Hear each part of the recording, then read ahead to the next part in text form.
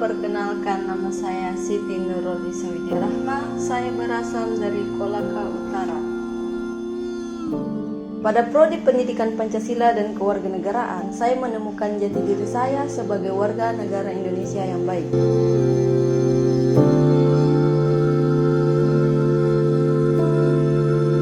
Hai, nama saya Cantika Ananda, asal daerah dari Luwu Timur.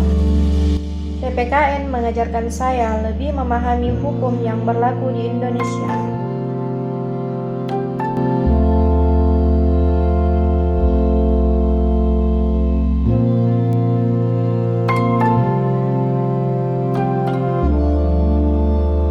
Nama saya Wais Karnial Ali, asal dari Kabupaten Goa.